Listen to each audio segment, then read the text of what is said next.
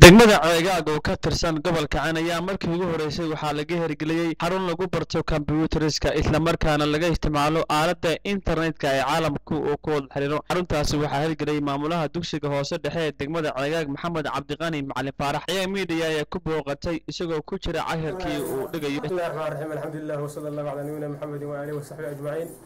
inta ka dawalaalayaal waxaan soo aragnay qaybihii kale ee waxbarashada magaalada hadday ahayd iskuulo iyo malcamado iyo masaajidada wax qabadba halkana waa qayb ka mid ah waxbarashada casriga ah oo dhawaan magaaladeena ku soo korodhay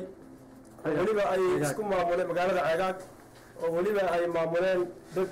deegaanka jooga oo aan ahayn wax dibadda ka yimid ahna barashada kombiyuutarada siiba qaybta software-ka oo ka kooban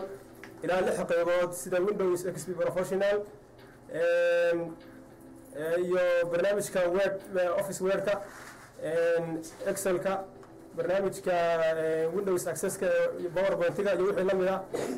oo hadda waxbarashadaas way cusub tahay bishan hadda aynu ku jirno oo bisha afraad 2012 ayay bilaabatay qorshuhuna waa in ilaa 4 bilood meelaha lagu soo ururiyo hadda hawshu waa bilow laakiin dhawaan waxaynu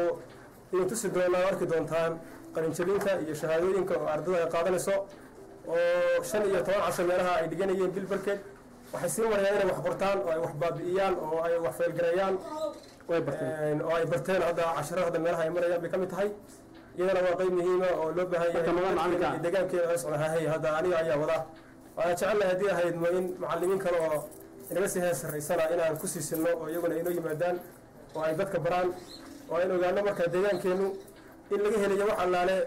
wixii magaalo laga heli jiray ee loo baahnaa oo qofku uu ka baran karo oo ka helayo marka xaggaad ka heshaan aaladda internetka kale aaladda internetka waxaan u isticmaalnaa flash yar oo la gelinayo memory card-ka telesom somewhere oo kale iyadana waa laga isticmaali karaa marka internetka laftigiisa iyo website-da saasaan ku galnaa hadda laakiin barnaamijku waa barashada ka aqoon ahaan maadada kombiyuutarka siiba qayb software